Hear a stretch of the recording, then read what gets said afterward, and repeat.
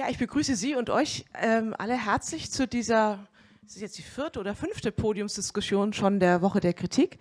Mein Name ist Andrea Kuhn, ich komme vom Menschenrechtsfilmfestival aus Nürnberg und freue mich sehr, dass ich eingeladen worden bin, um mit unseren wunderbaren Gästen heute zu reden. My name is Andrea Kuhn, I'm the director of the Human Rights Film Festival in Nuremberg and I'm very happy to be able to moderate tonight. We will open the floor later on, but please forgive us if we start here because we don't have that many microphones and we need your voice on the microphone if you ask a question. So this will be in the second part of tonight.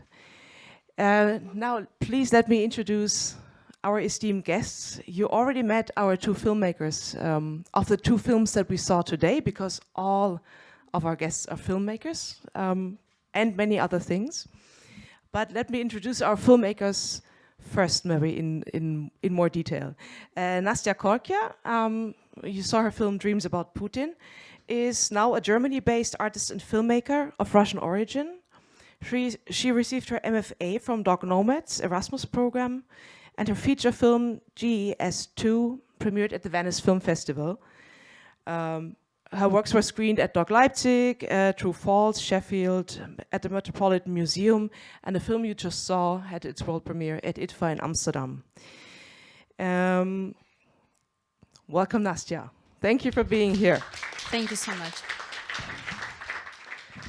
Then to her left, from your side to her right, is Jinyan. Welcome here, Jinyan. You just saw Tedious Days and Nights. Welcome. Jinyan received a BA in literature from the Hunan Normal University in 2003 and an MA in art history from the Fine Arts Department of Yunnan University in 2007. After he quit his teaching position at the Jinyan Academy of Arts, he became a freelance artist in 2010. His body of work includes not only film, but also photography, video work, and Tedious Days and Nights is his first feature film.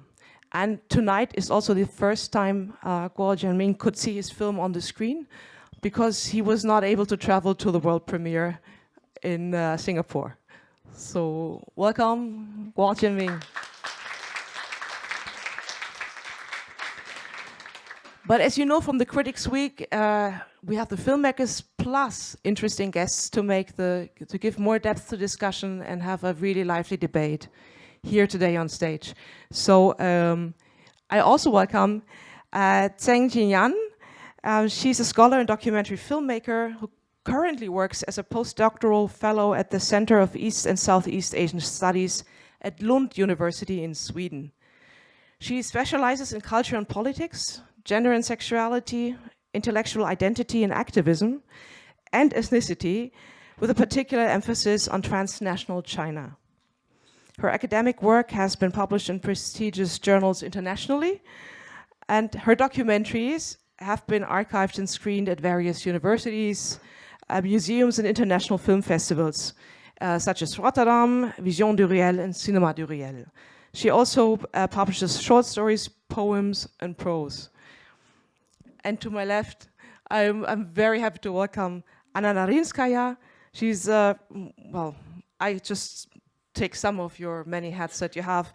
As a journalist, a documentary filmmaker, a curator of exhibitions, like 200 Beats Per Minute, The Typewriter in the 20th Century, and Andrei Sakharov, 100 Years. She's the author of a famous series of op-eds in Novaya Gazeta. And Anna has also been involved in civic activism as one of the organizers of March of the Mothers, a protest against the repression of teenagers in Russia. She now resides in Berlin, where she writes for Tagesspiegel and FAZ, Frankfurter Allgemeine newspaper, and her play The Last Word, based on recent statements by Russian political prisoners, premiered last year at Maxim Gorky Theater. Last year, she curated the exhibition Such People Are Not Here at Pride Art Berlin, which tells the story of the oppression of LGBTQ+ people in Russia. So all of you, again, a very warm welcome. Thank you for being here with us. You know, this debate today is under the headline Hangover. That's the title for this program. I think it relates in different ways to all of these films, but it was framed by the Critics Week as a program about political violence and loss of reality, about taboo and self-censorship.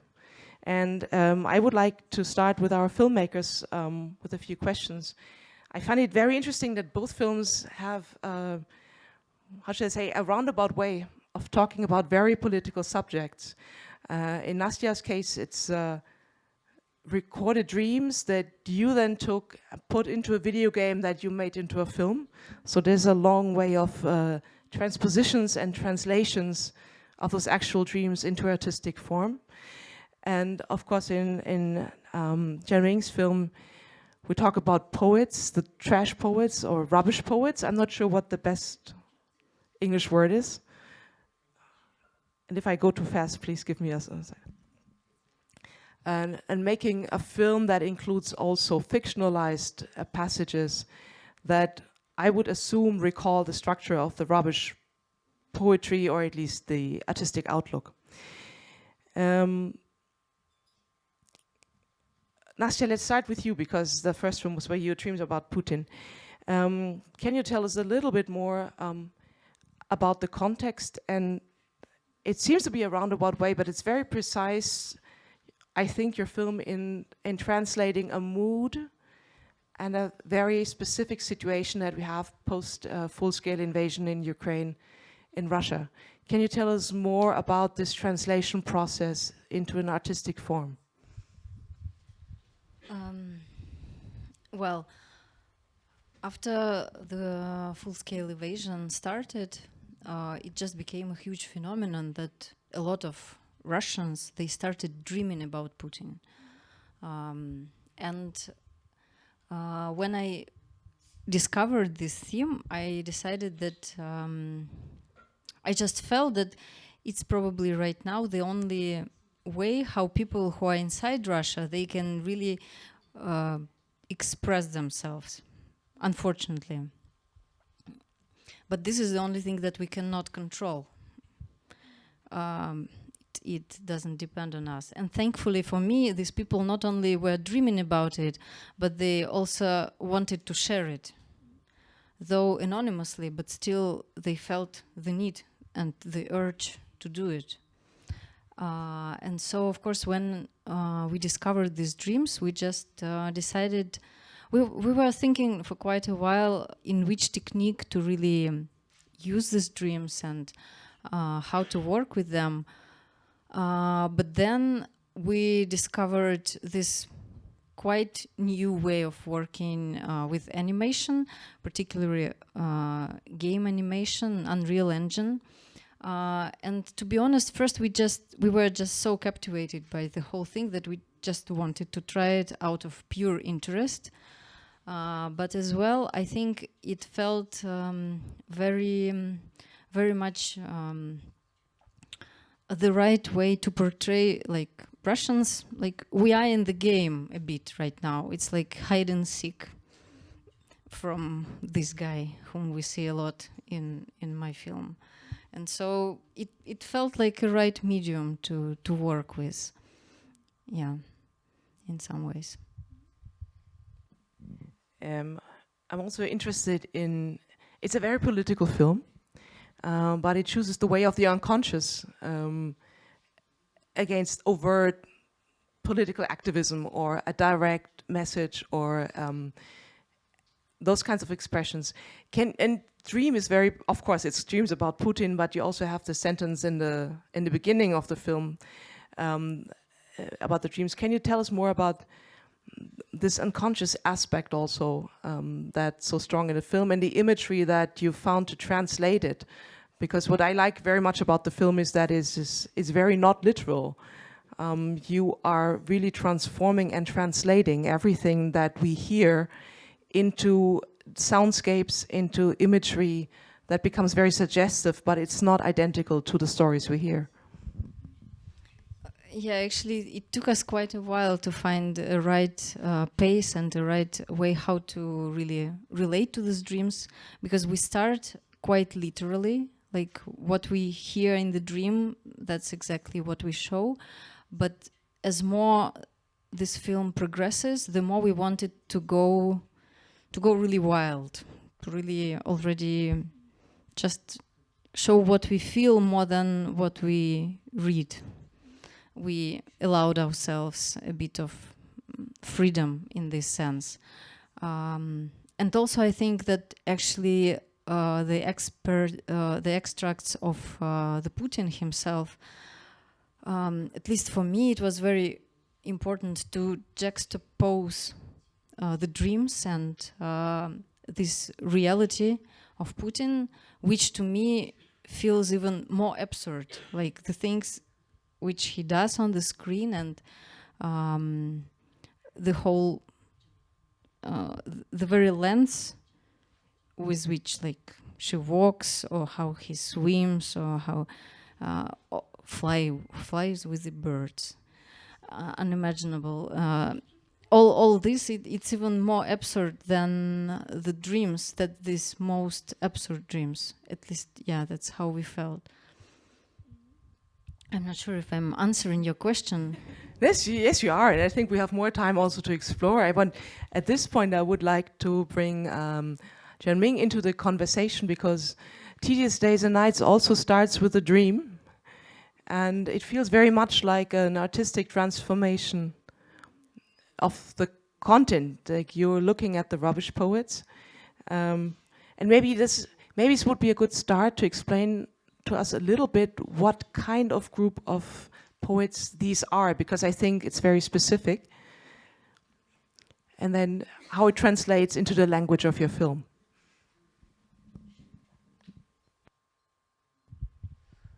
OK， 就这部电影在开始的时候，有一段诗人的自述，描述了他的一个梦境。这个梦境是个真实发生的梦境，但是这个梦境还有一个非常强的一个隐喻。它里面谈到就是这个诗人在经历这个89的这个学生运动之后，在大学毕业的这个去参加工作的第一天晚上。就是那个画面里面的那个房子里，他在那里做了个梦，梦见了这个光绪皇帝，这个光绪皇帝在这个他是个隐喻，就是说他代表一个，他是暗示当时中国的这个改革派的这个，中共党内的这个改革派的这个力量，就是被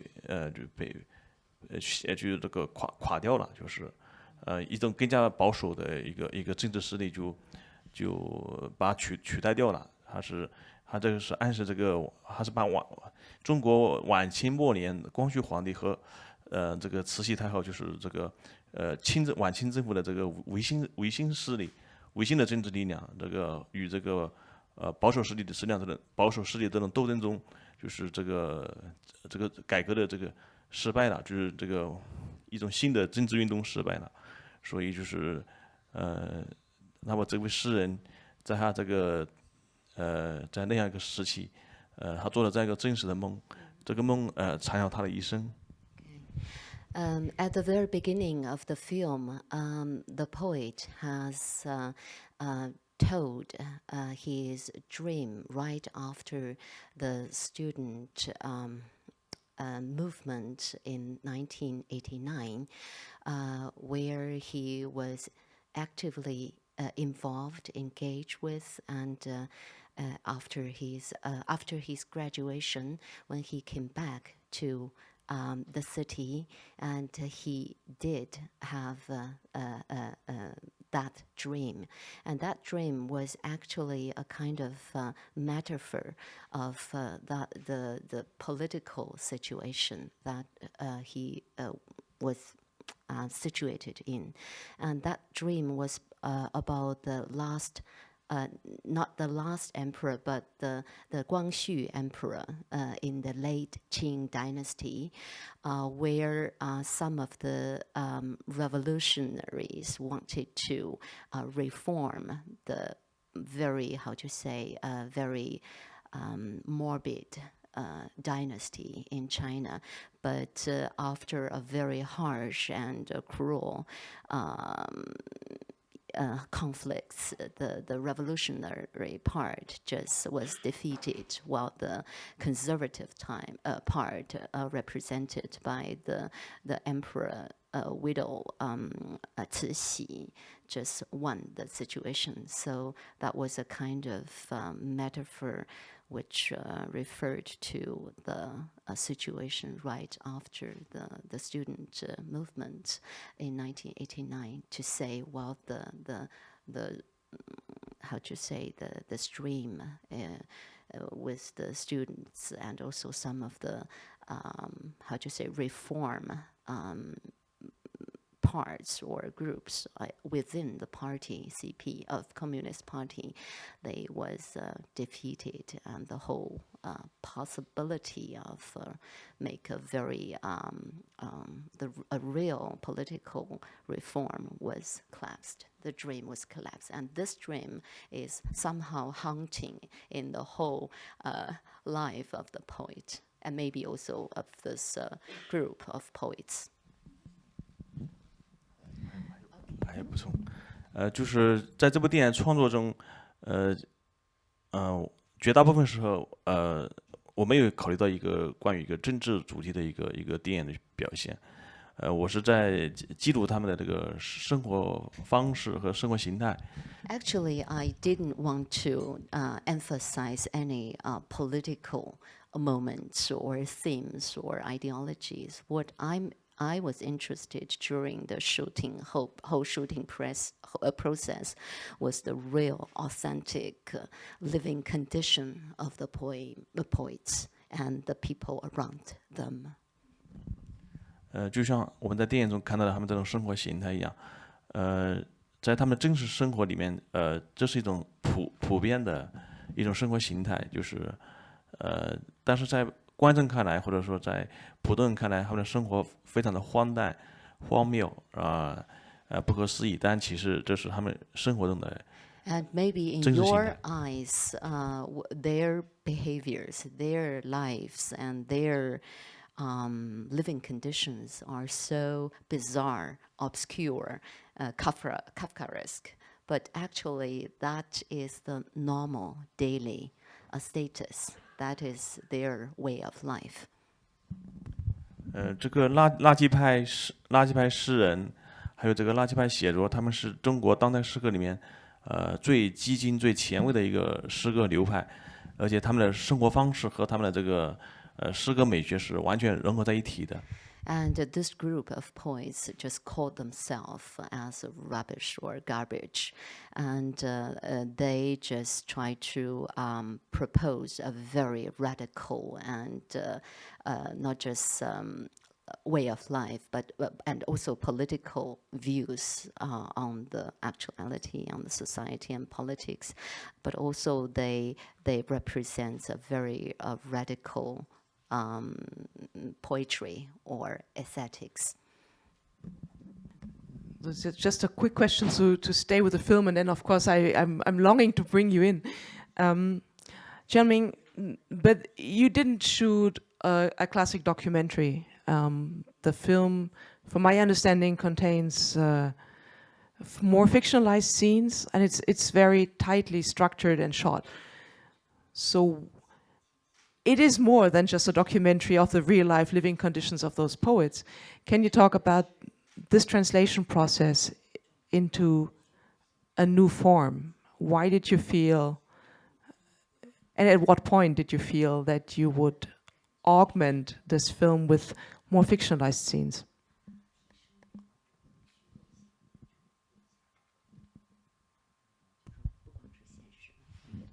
就是在这个电影的拍摄过程中，这些诗人和我是生活中非常亲密的朋友，我非常了解他们的生活习惯和行为方式。I must admit that we are very intimate friends. I mean, there is a kind of intimacy and trust between these poets and me. So I fully understand, and I'm so acquainted with what they could do, what they do in their daily life. 很多看起来好像是导演对他们进行了一些干预和指引，把他们但其实很多的一些看起来像导演的一些场景，或者是像虚构的一些场景，但事实上它是把这些诗人的日常生活中的一些经常性的行为，把再次的就是扮演上来了，是他们生活方式是他们生活日常形态的一个再次的一个演绎。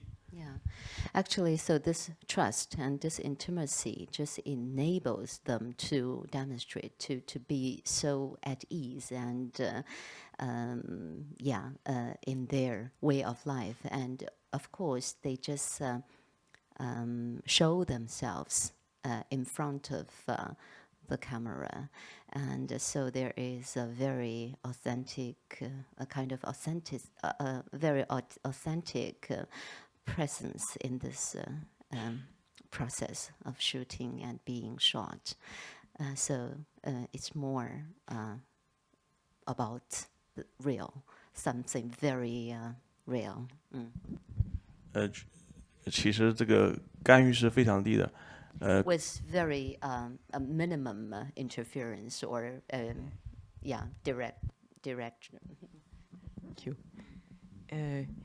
I want to bring the two of you in here. We also had a little discussion outside already, but maybe Anna, start with you.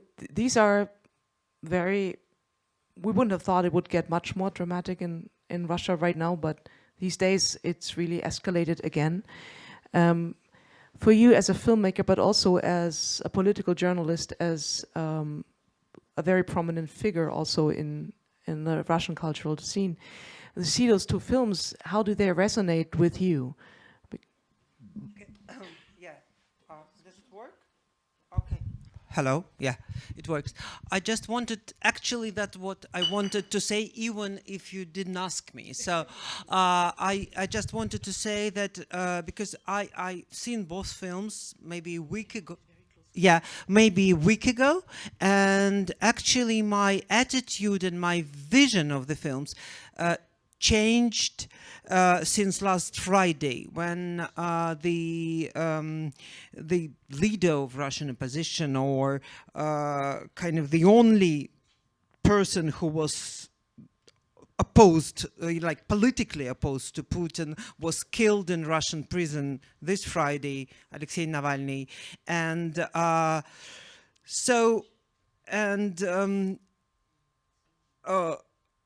kind of it really woke inside me those feeling of like despair and understanding. Sorry for being like a little bit of confessing, this sense of no hope, I would say. So it's strange that for me, those two films, they resonate. First of all, they kind of, I think that's a very good choice to put them together, but also they resonate with my two different organs. Like the first film resonates really with my brain, and I think it's very clever and very witty. And as Nastia said, I really much in support of combining the animated dreams with the real Putin kind of macabre, with the kind of the crazy things he does, and really flying with cranes. That's what our Russian president does, actually. So these dreams are no wonder, in a way. But the second film resonates now with, I would say, my heart, or it really reflects the condition I'm in at the moment. As you said, maybe this, what's going on with the people, it seems bizarre or strange to us, but it's a normal condition. And of course, I feel that sitting here, you know, in kind of nice jacket and being okay myself, it's kind of looks a little bit like hypocrisy when I say that's how I feel, that I feel like these poets. But that's the truth. Yeah, I live in normal kind of circumstances, and I in Berlin. But the feeling of aftermath, of because these guys, they kind of, as far as I understood, chosen this style of life, or this life, after Tiananmen and after the hope, all the hope, kind of they lost hope. And like all the hope for the changes was cancelled, failed. So that's what my feeling about my country. And I don't believe in any changes in Russia in the moment. And therefore, kind of, I really relate to the kind of how these two guys, these two poets, I think, what they feel. I think I understand how they feel, and I think I can relate to that. So for me, it was these two films put together was very good fit, because really I do understand about Russia. I actually understand why, I believe I understand why Nastia put these two things together, the real Putin news films and these dreams. And I can understand the people who are dreaming these dreams, but they kind of don't want, they want to share it, but they don't want to put their names in it. And I think I understand how the dreams are related what they see on television, because I know Russian television, and etc. But the second film, specifically after last Friday, puts me, I can relate to the kind of strange semi-frozen condition these people find themselves. That's it. Thank you very much. I'm just thinking about how Jinyan, I have to bring you in. I have two sets of questions, so I'm just trying to figure out in my mind where to go now. But you are also very political, and you've been an activist all your life and a filmmaker. And I guess there's two ways to go. From the films that we saw and what you also described now, we have a situation in many countries, and I mean Russia and China are not the only ones by far, where political violence is met in an artistic way with a more surreal approach, or maybe even Censorship says it's a very realistic approach. It has a surreal quality, the way of life. You in your films chose a different path by portraying actual activists that are doing something. Can you relate something about this maybe tension between forms of expression that are possible, like more in a surreal realm, and the day-to-day grind of activism and the solidarity, maybe also with the real people? Because as you said, of course the dreamers are more or less anonymous in this thing, but there's actual people still on the ground who have names and who show their face and do things. So I wanted to ask you about this. Where do we go between, in political art, between the surreal and the abstract and the very concrete, dedicated maybe also to the people who are fighting the fight? Yeah, please allow me to respond to my peers first, because after listening to my peers, I have some very strong emotional reaction, and then remind me if I forget your question, but it's very important question. So first of all, I would like to say I totally amazed by your short film, and also I laughed during I watched it. Today is my third time watching this film. I still laughed several times. And when I was in China, when I was put under house arrest and around the clock surveillance for no legal base because of my writing, etc. And every time when I heard about my friends being detained or myself being house arrested again, I always laughed because I was not able to cry. So when I watched your film, my emotional reaction is this kind of laughing, yeah, and it also amazed me. I'm not a video game fan. I don't have knowledge about video game, even though I made a 3D documentary film short to present a forbidden artist story. But when I watched your documentary film, I feel like it's very poetic, emotionally connect with lots of imaginations, and it also I feel like in a way in the font of the film is very surrealistic, but the emotional flow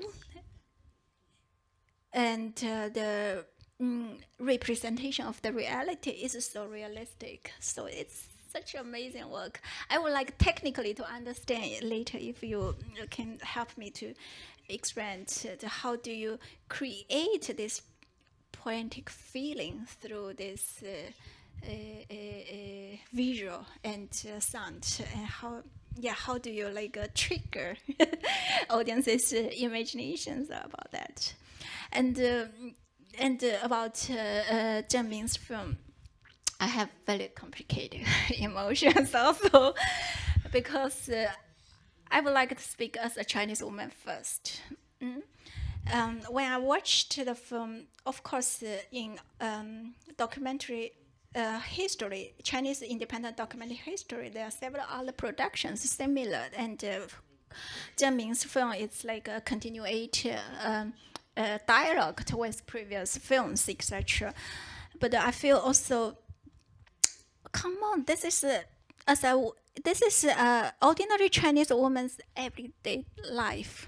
And why bother to spend time to watch it again on screen? And it's so violent. I feel so much pain and hurt in my heart, because as a feminist scholar and activist, I feel the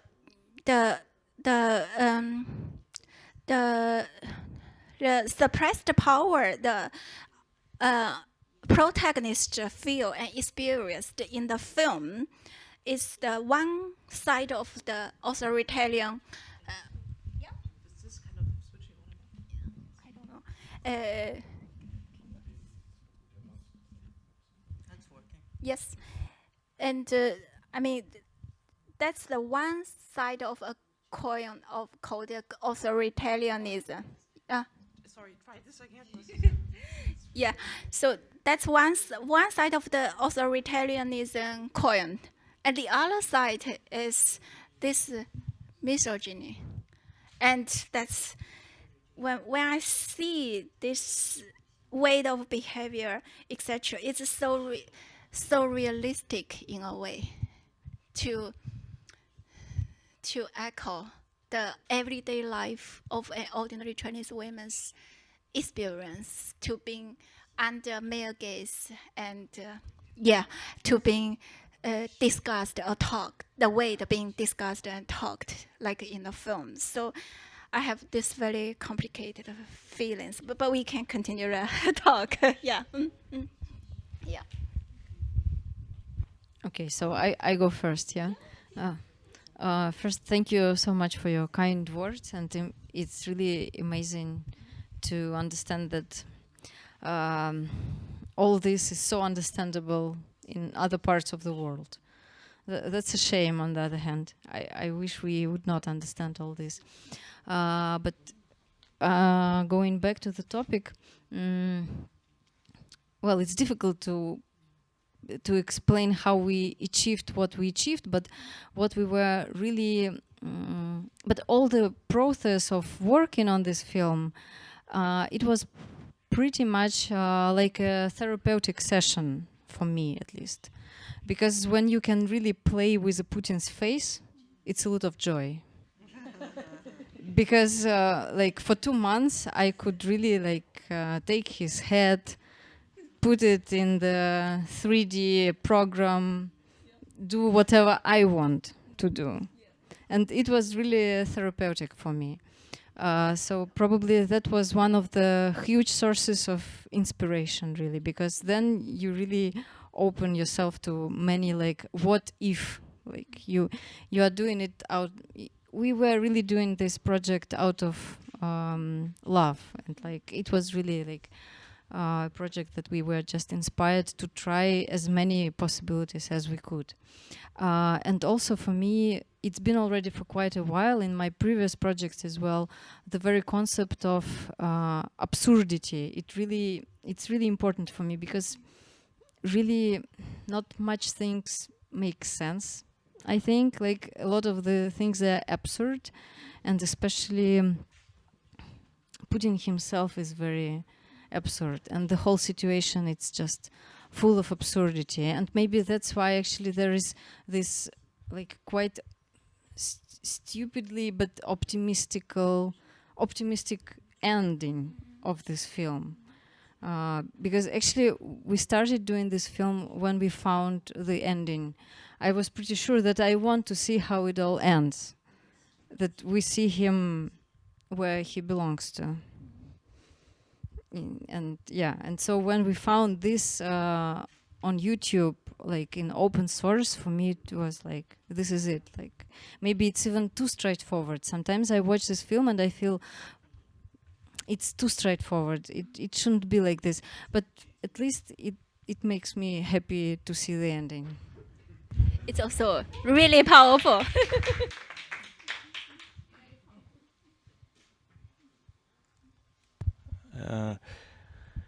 就是这部电影，这个曾纪嫣女士谈的这个问题，今天晚上我在这个大屏幕上观看的时候，就是你的那种心理的、生理的那种体验，在我身上也发生的非常强烈。Today, when I watched this movie on the large screen on my own, I did have a very strong experience psychologically and physically.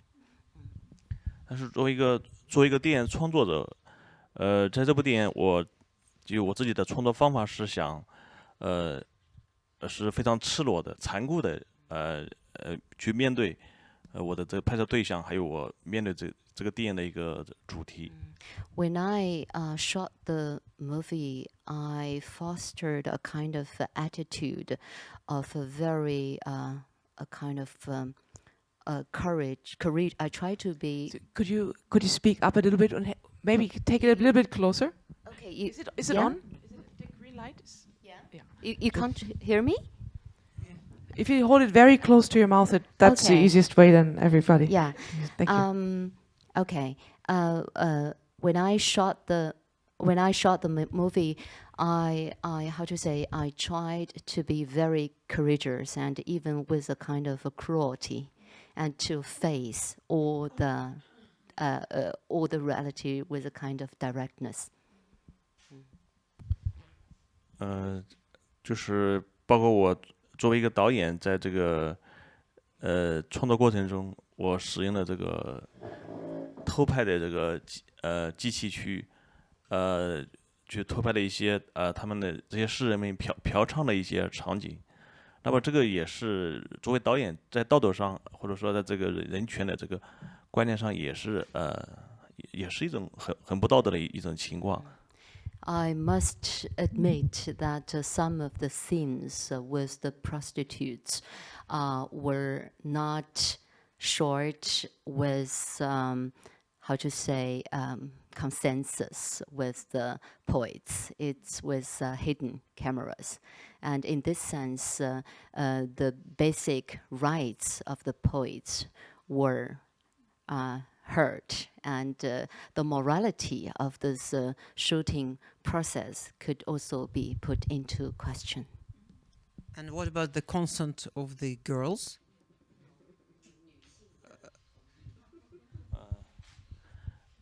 就没有取得那个拍摄对象的同意。No, pitifully, without any consent of the girls. This begs a question about masculinity, I think, that plays a huge role in both films. Nastia, in your film, these almost, as we already discussed, right, absurd images of Putin trying to portray something that is just not in the images, because if you just look at them like this, they're almost funny in their little, in the little masculinity that it's trying to provoke. But I think also in Zehnming's film, we see a display of, I'd say, ultra masculinity almost, that is of course suffering from the repression of the Tiananmen crackdown, but producing others that in this case are the women that are they're the butt of their jokes at the time. So how does maybe some of it is very obvious, but how does masculinity relate to those forms of repression, and also maybe to a response to that repression? And this of course goes to all of you, if whoever wants to answer. First, I just want to say I also didn't ask Putin if I can use his images, but that's a silly joke, because actually that's an important issue about girls in the film. We can speak about it later. It's really important, I think, to have consent of anyone else than Putin, because still it was just a found footage on YouTube, and I think if they decided to put it there, then it's okay. Yeah, it's already public domain. But if you do something to Putin without his consent, you have my blessing, definitely. And so Actually, I want to add a question to yours. I'm curious. Actually, one dream to actually express the very nuanced sexual fantasy was put into, and how do you like? I don't know. My question is, but it feels like very interesting to learn this part. The dream, the woman dreaming about living with Putin, with many beautiful girls who obviously slept with Putin, and that part is very nuanced, I feel like. well, I think that just half of the country, they feel that they are raped by him. That's how I treat it. Because in a way, yeah, at least to me, that's how it feels, that like you cannot express yourself, you cannot openly say out loud what you want, and then yeah, that's how it feels for me, at least. But there can be another meaning to this, of course, because many times we know that there are examples when people just want to go with someone who has power and become part of it. But I'm more with this first idea, honestly, because yeah, it's more about not them enjoying this, at least in these dreams. That's how we see it. It's more about them being like forced into this sexual things. Yeah.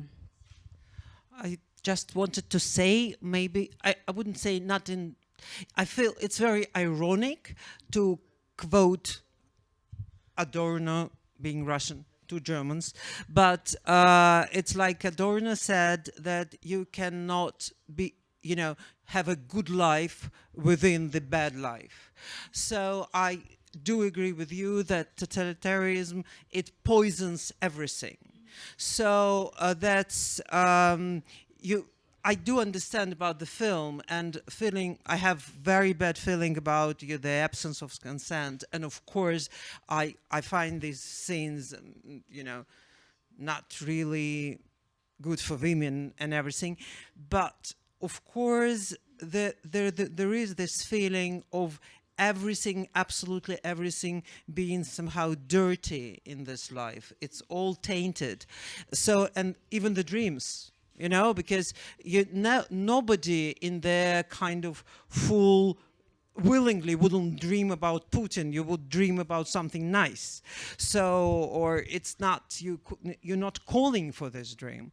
So I believe that maybe even having questions about how the Tedious Days and Nights was made ethically, I think it really represents what these political situation and the situation when people give in to that, what it does actually to life and to people. So yeah, that's how I feel. And in Russia now, it's incredible debate about can you live normal life being now in Putin's Russia, and not be the part of the evil machine.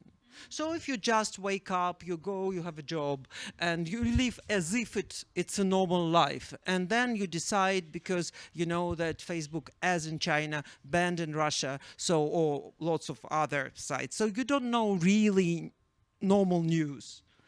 And then you don't know kids and people are bombed in Ukraine. You don't know about political prisoners, and like my close friend, she's a young theater director, mother of 2 kids, and she's been in prison for directing a play for almost a year already, but they don't know about that, and they have nice exhibitions if they work in the museums, or they teach in the university something about ancient Greece.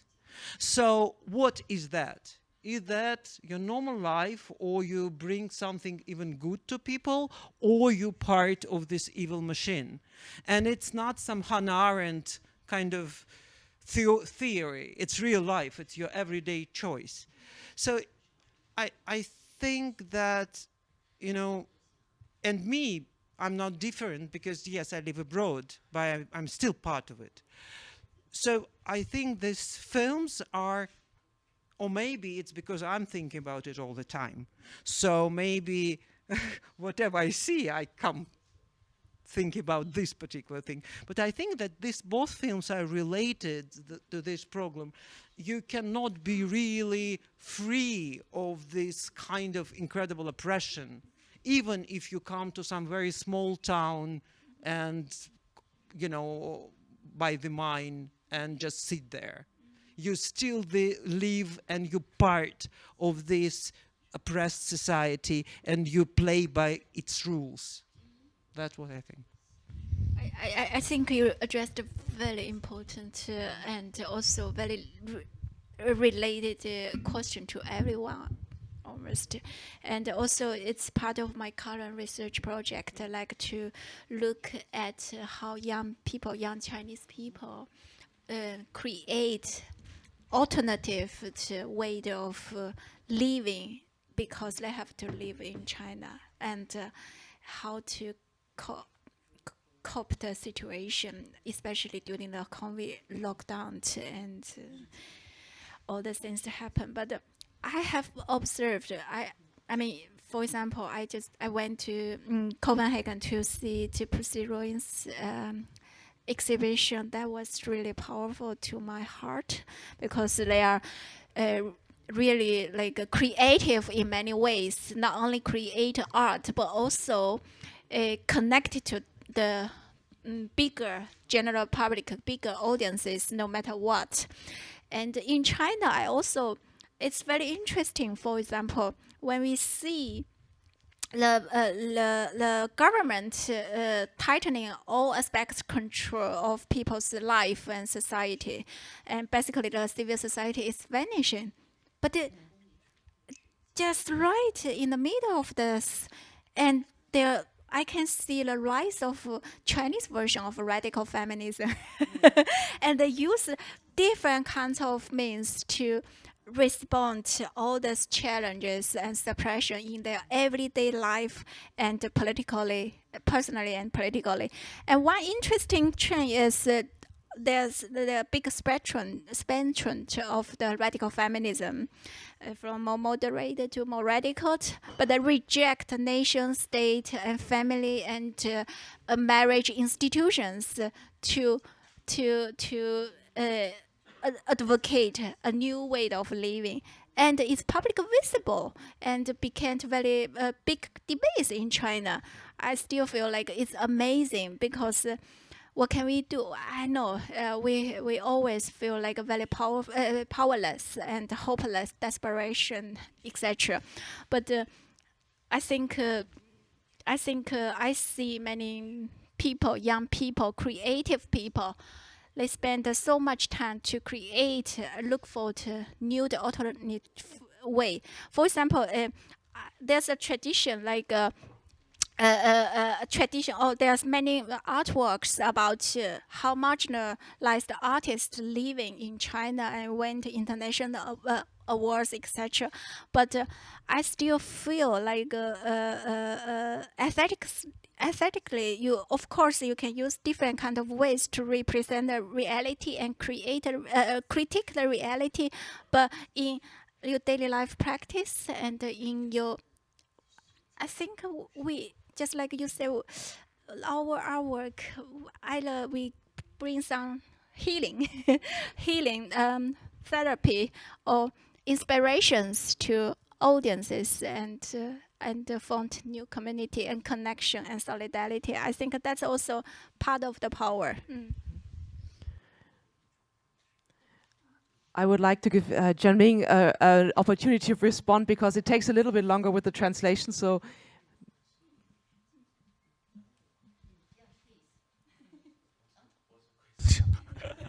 sorry, I forget. I have already translated. No, just respond. Want yeah? to respond Okay. to Yeah. whatever 你要不要 everybody said. 回应一下他们刚才所说的这些？没有问题，就是他们说的这些，做的一些，比如说对女性主义，还有他所说的谈到了阿多诺啊什么这些，还有他的一些就是关于要带有艺术带有治愈性，你怎么看？我承认存在一些性别的差异，特别是在一些比如说一个男性导演和一个女性观众，或者说一个女性导演，他们在面对电影创作的时候，或者说在观看电影的时候，生理的、心理的，包括文化观念的，这种差异是差异是非常大的，就是对。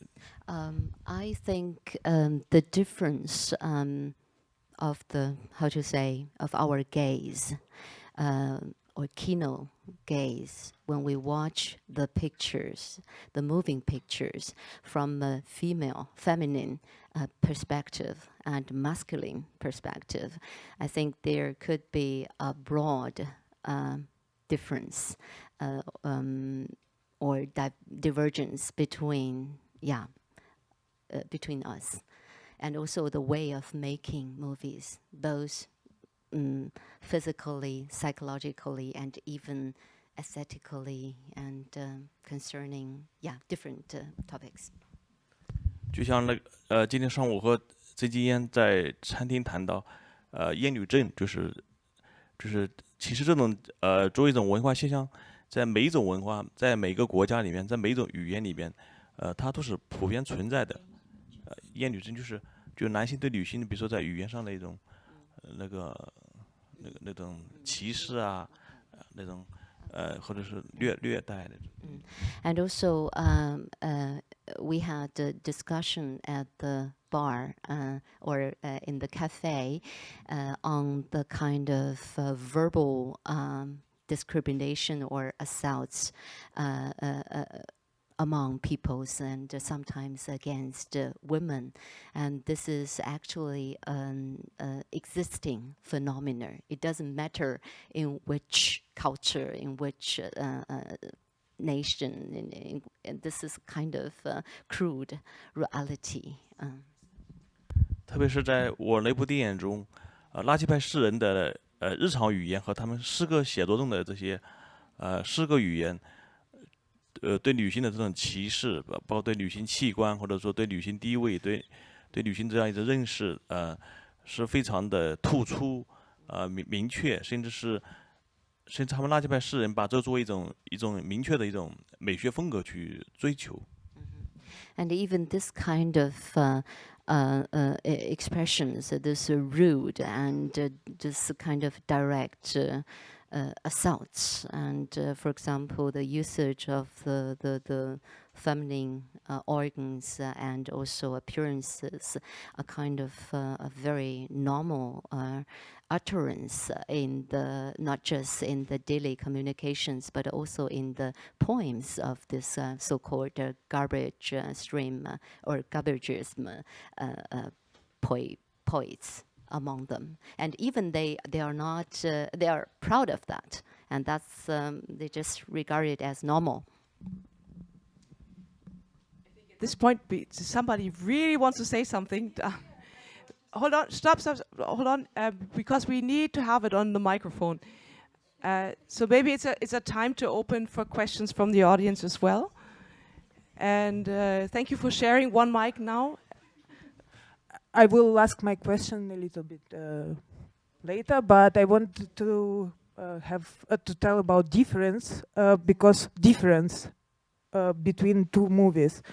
Because the second movie, it's a research, it's about past, it's about right now, it's about future, so it's kind of education. And the first movie, it's just about, it's about dreams. It's not educating. It's no message in, like, you know, to educate what was in past, why. It's another kind of vibe. So this, it's more ethnography, it's more, you know, showing the history of the country. And it's not, this is better or this is not good, this movie. It's two different languages, that's all.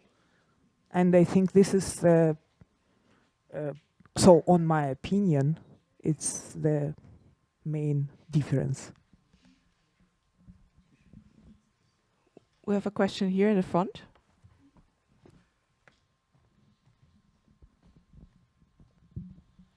Hello. Thank you. First of all, thank you to the festival for organizing such an event and the screening. Thank you, the festival, and for organizing the screening and the discussion. And I have actually a comment and a question. And I think like the dreams are actually a very powerful form of speaking about the political situation, because I'm, as a Russian citizen, have been having for the 2 consecutive years before the full-scale invasion the recurring dream, and it's the only recurring dream I had for my entire life. It was being imprisoned in Russian jail. And then when I moved outside of Russia after the full-scale invasion, it actually transferred for being conscripted into the Russian army. And also I had a dream about working in a coal mine with Putin and suffocating him. And my question actually to all of the guests, because you all like politically engaged for many years, or like with your various practices, and I'm actually wondering what kind of political dreams you have, either in China, in Russia, or living abroad in Germany, or in Germany as a German citizen. Thank you. Whoever wants to reply to this question.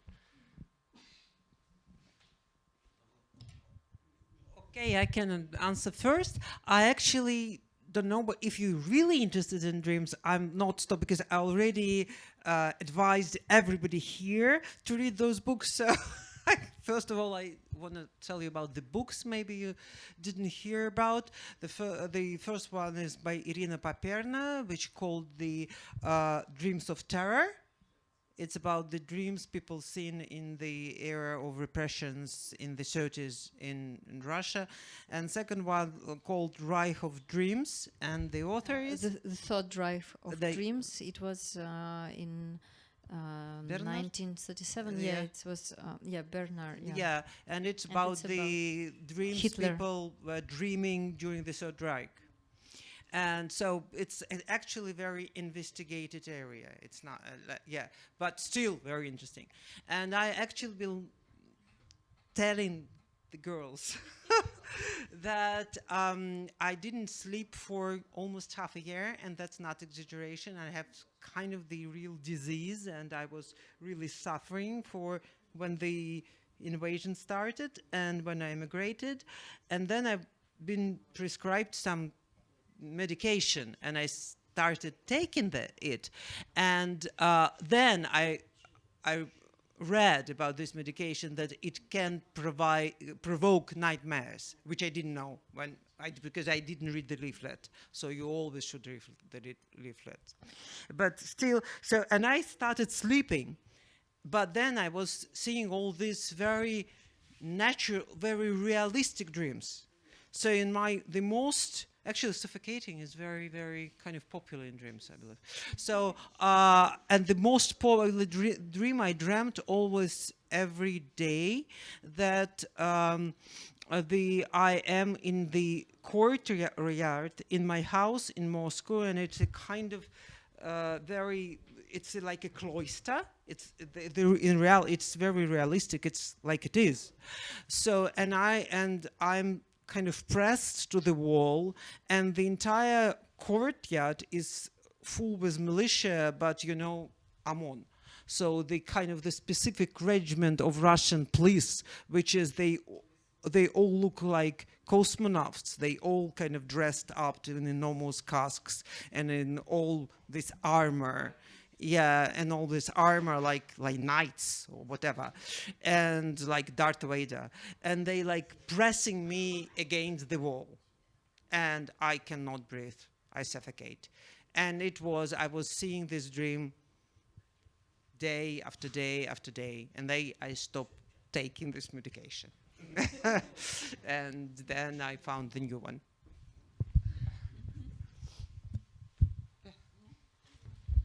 I'm a healthy person. He never comes to me in dreams now. That's probably why I decided to work with this theme, because it really amazes me. No, I was sleeping well, especially while we were working on this film.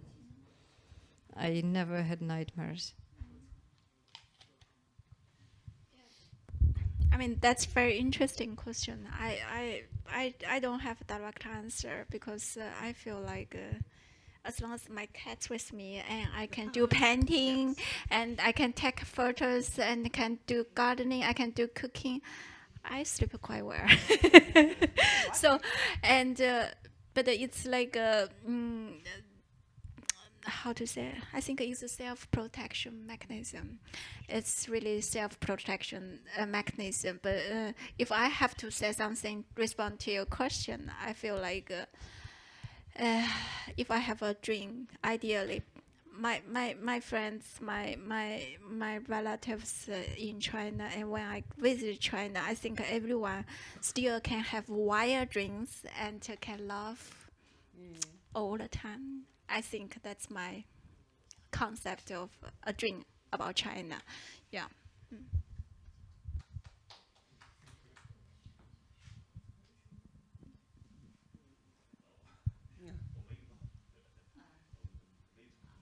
I don't have a dream. So I'm the only one dreaming.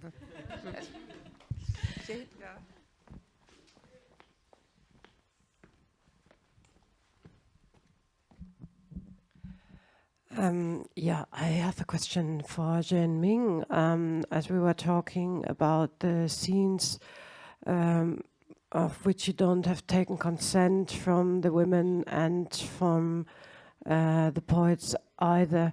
So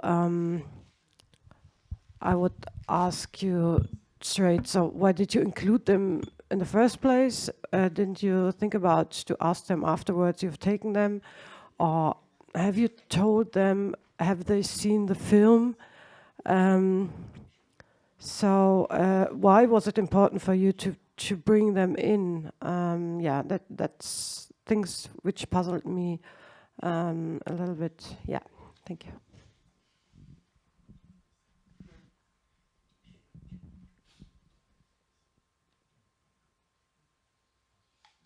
就是这个诗人，这个嫖娼是他们一种常见的一个生活方式，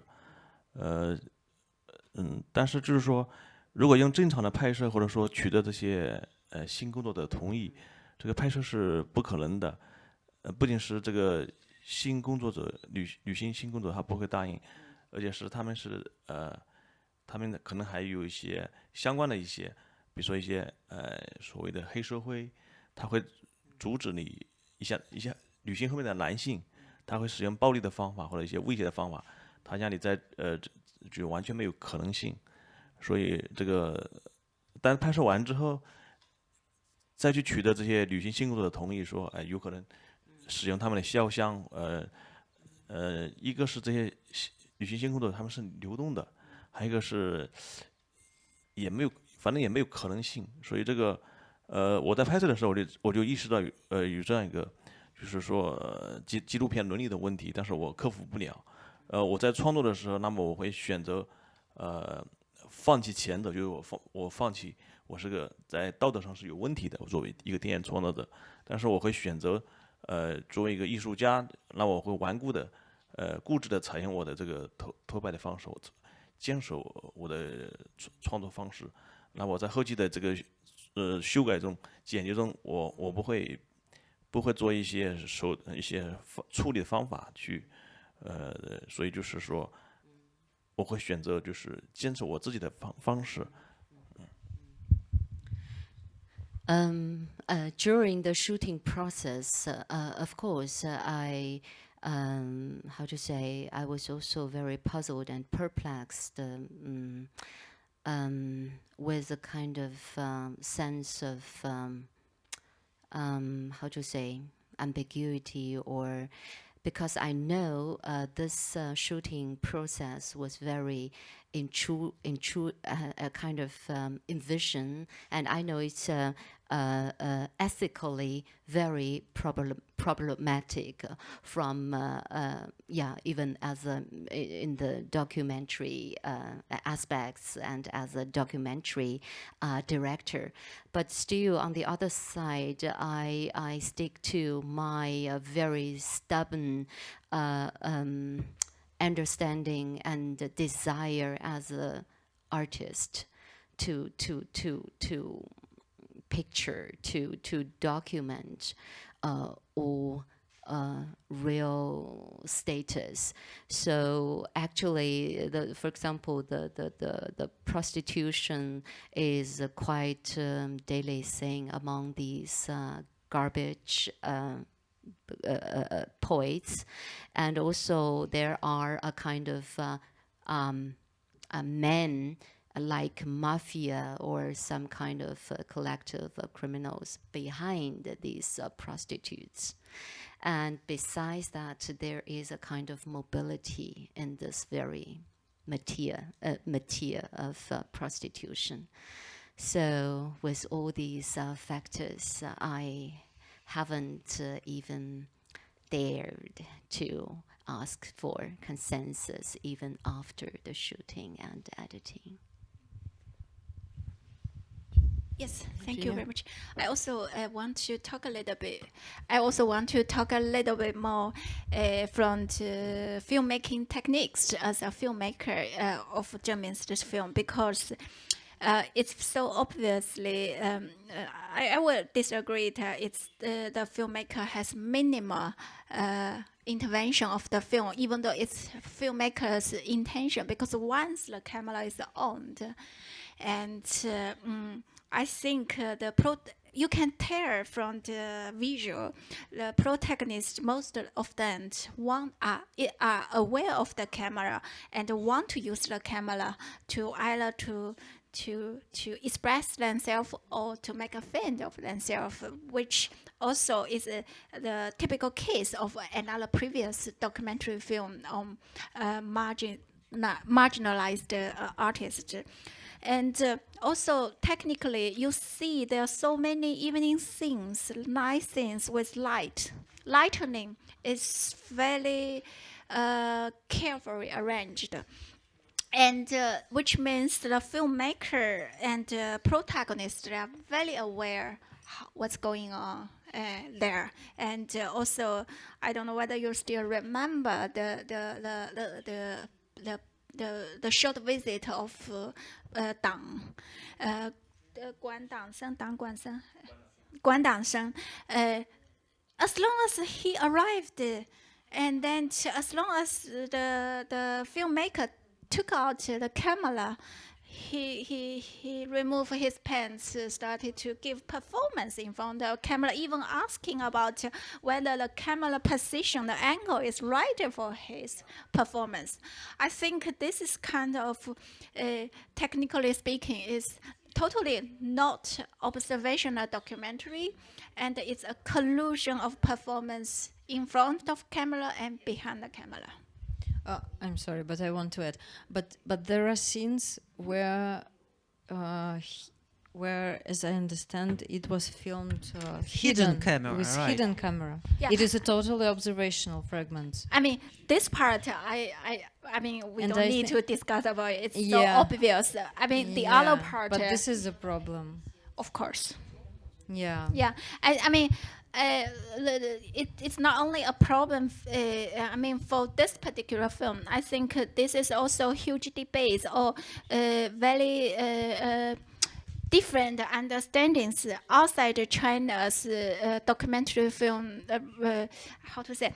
Okay, so there's no such ethics regulation or education or ethics approval if you do a research or make a film in China. That's the general context.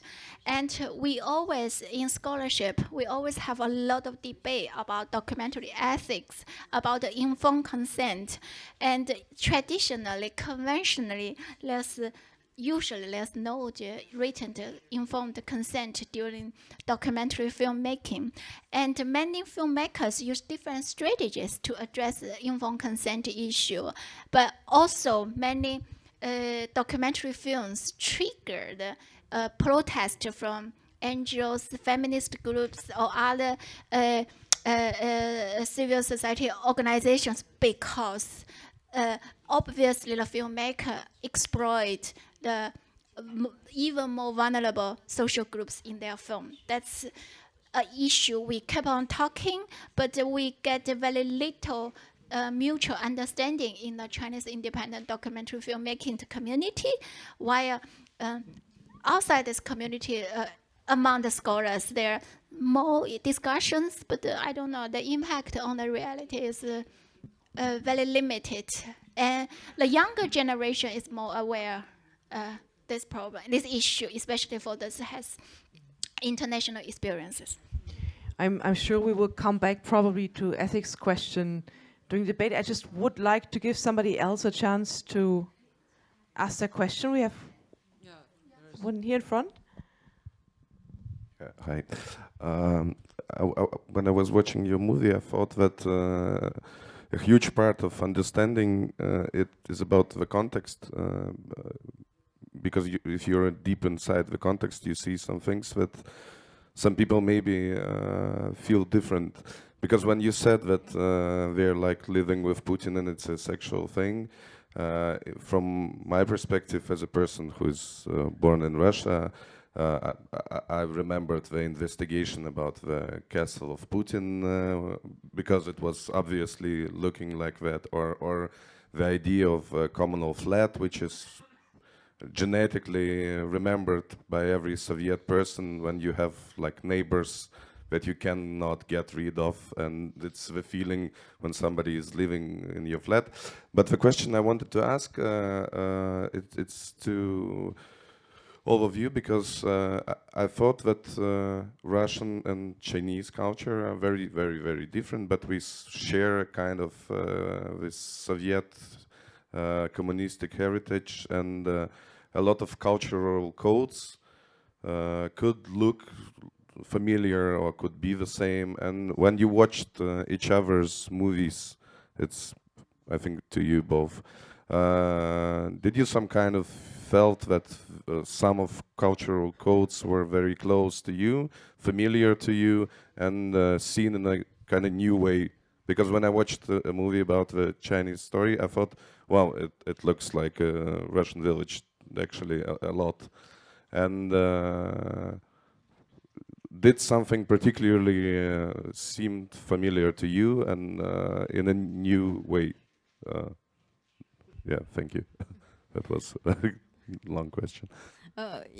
Yeah, totally. While I was watching this film, I really felt many times that, like, if we change a little bit the details, it feels totally relatable to us, as you already said, and especially the way how people get drunk as well.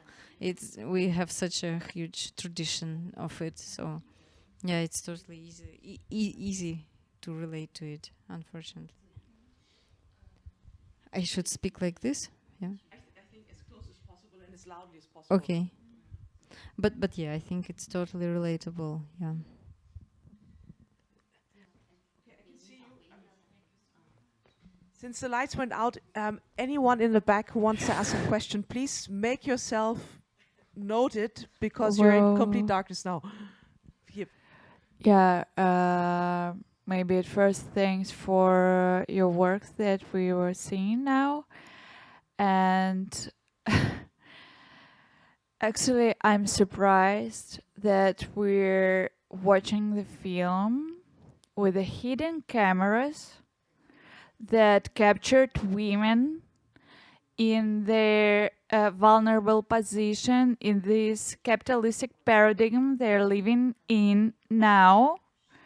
And I'm really surprised that this film festival accepted this work, and we're really very seriously discussing this film, like why this is happening or how acceptable is it and something like this. I have nothing to say more than this. Thank you.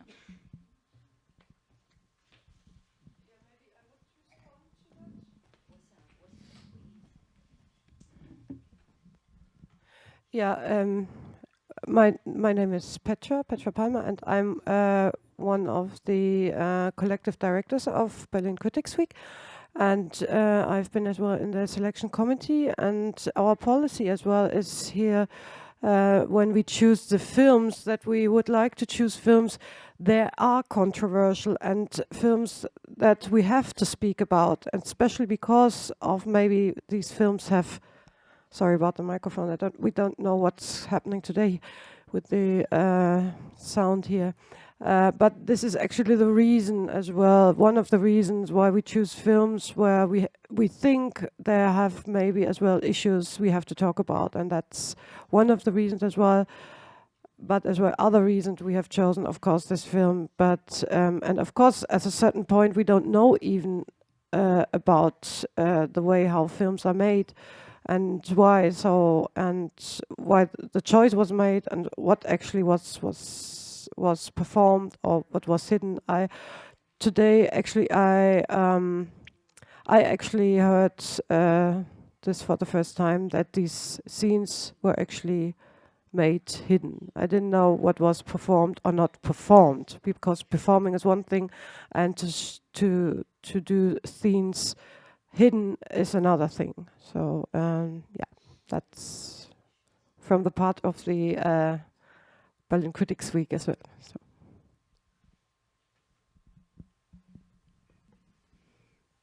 I'm just looking.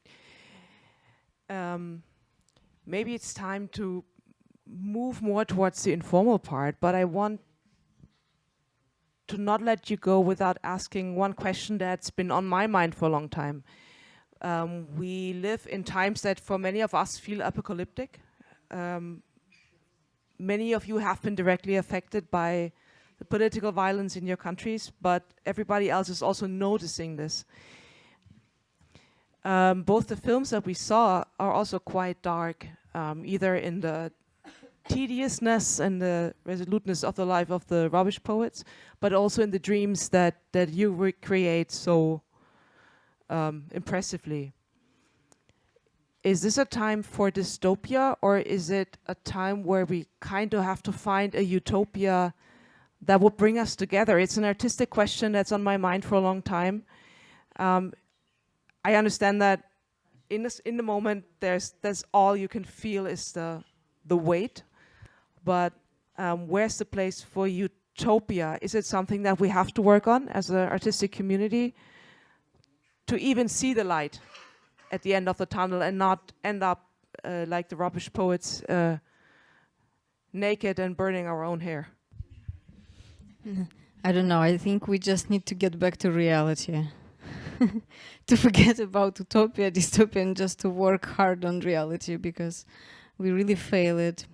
Really, so many people really we don't answer the questions of reality, and we prefer to be in some sort of dreams a lot of time. But actually, of course, like in the very end of my film, I'm really hopeful that sometimes all these people who are dreaming, they will just wake up at one point. It's just very impossible of me to ask people to do it, but of course, like the most important is to really finally focus not on social media, but on the reality around us, and to do something about the whole catastrophe that we are living in. Because besides the war in Ukraine, we know there are other tragedies that are taking place, and nothing happens. And yeah, I think we should come back. Maybe I should add to the question, like, what is the role of art in the face of political repression? We have all artists here, so what is the role of art? Well, I think in one way to intensify the tragedy and to really help to wake up at least. Maybe it's a bit optimistic. I don't think that actually art really can change much, but at least helping to wake up. Yeah, that's my only hope, at least. For 1 minute, for 1 second, probably if someone would wake up, maybe something can change.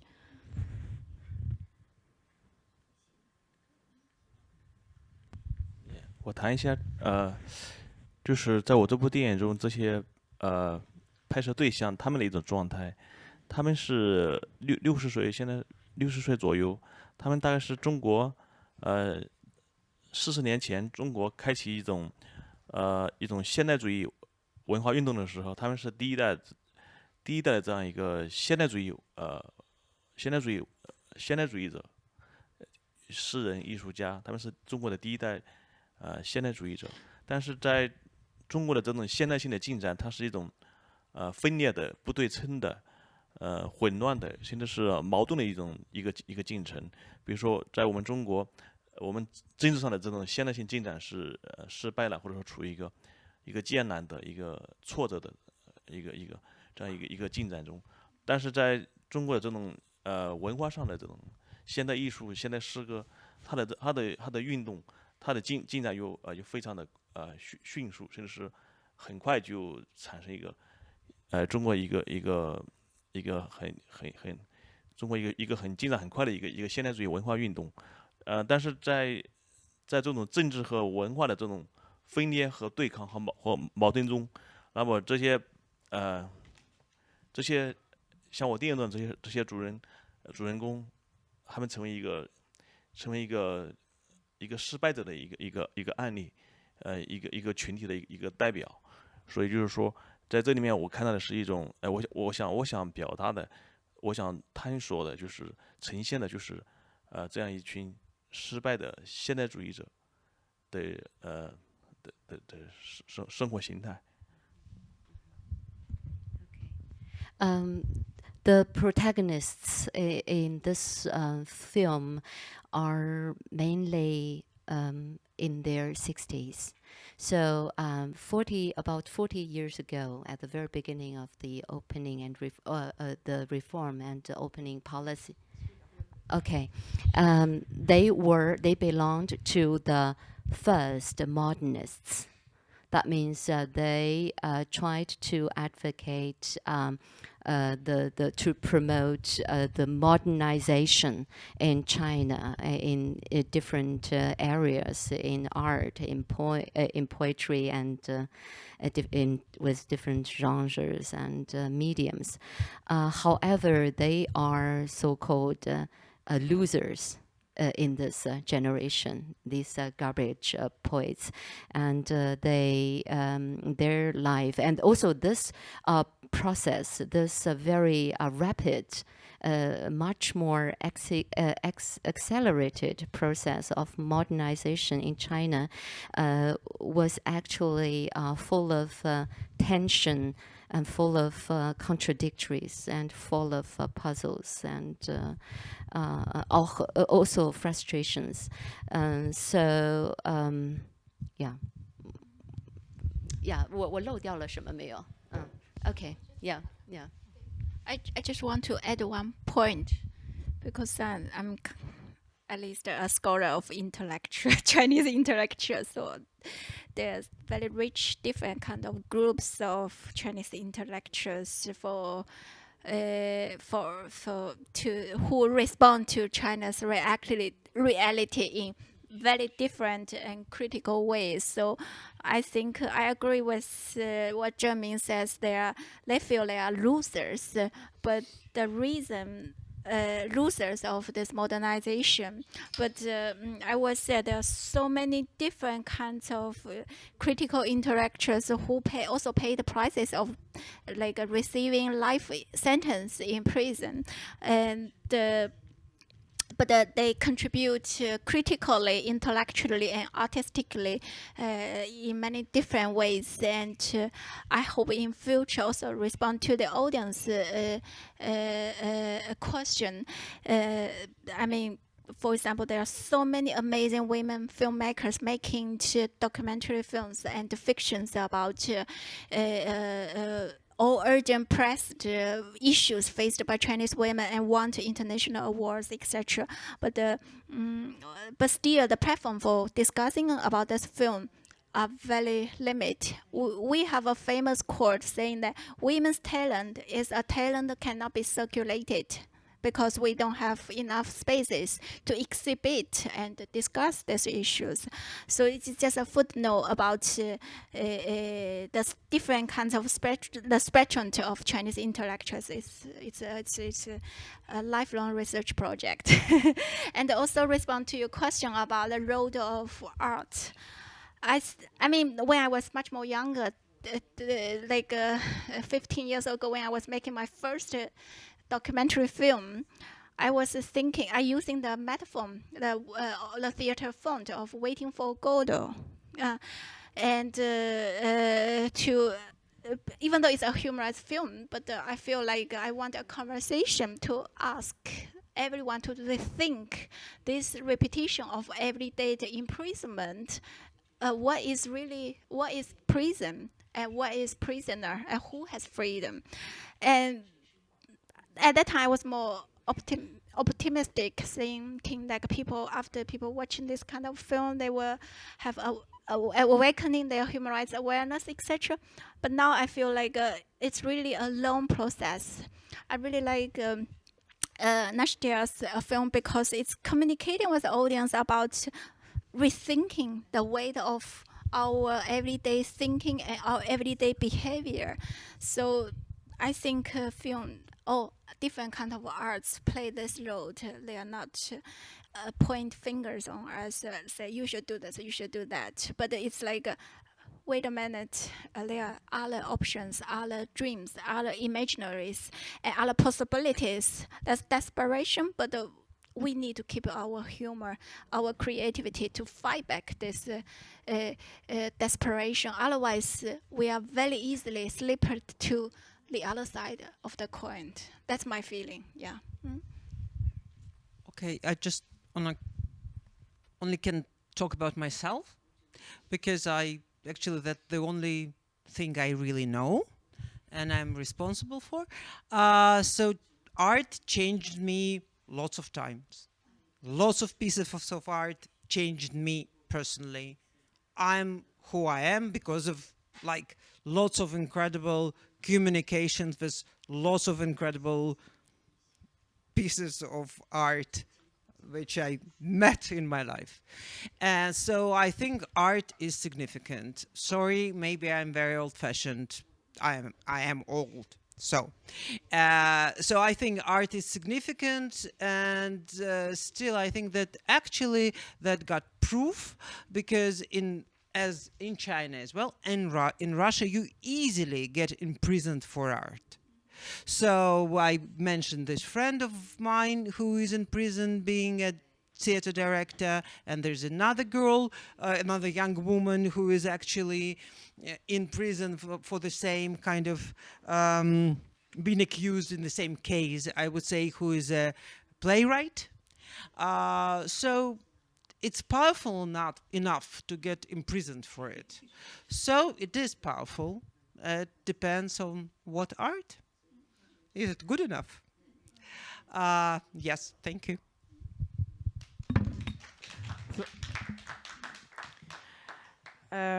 Let's hope for lots of good art and change in these dark times. I thank you for staying for such a long time, but I thank especially our guests, Anna Narinskaya, Zeng, Jinyan, Nastia, Korkia, Jinyan.